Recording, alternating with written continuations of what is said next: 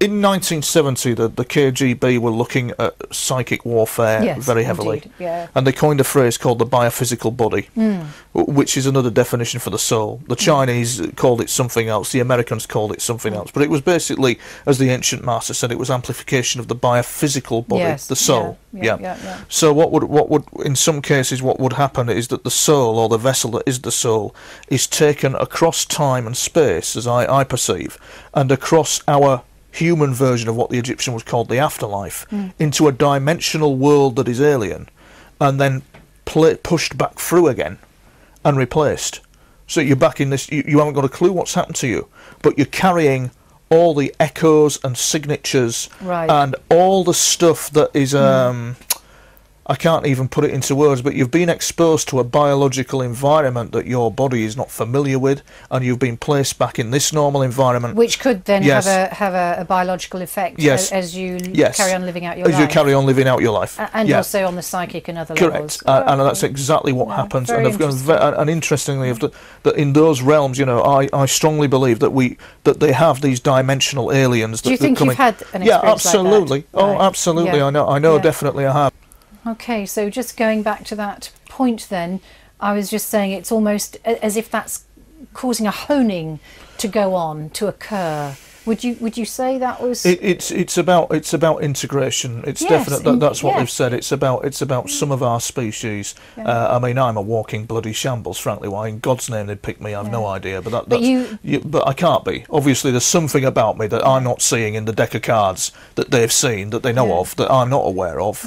And you were also relating. It just popped into my mind that you related before that you thought there might be something to do with a bloodline. Personal to you. I think it's a bloodline. I think there could be a bloodline. Do you know where that would go to, or where that would possibly ancient Egypt beyond there? I would think. I would definitely think that there might be something of that going on. And have you had past life remembrances, or? I wouldn't want to talk about that. That's something I'd keep to myself on that one. Yes, I have, and yes, I've been informed of what they were about, because you've crossed over. You've crossed into somewhere else, across our boundary, the human reality, our boundary of time, space, the afterlife. When we depart this soul, we move into the next life. I strongly believe, through my experiences, that the kingdom of heaven, or what we talk of as the afterlife, this is what blew me away. This is something that I am kind of like got an educated guess on.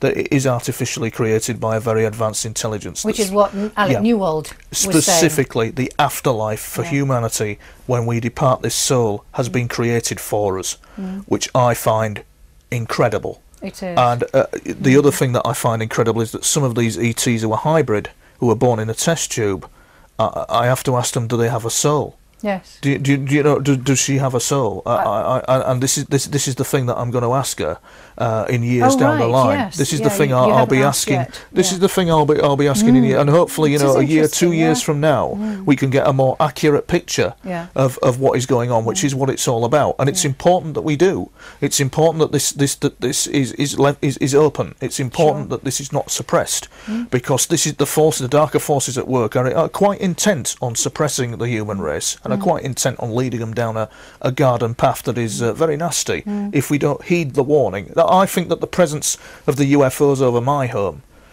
in particular, were signalling a clear warning of where we are going in history.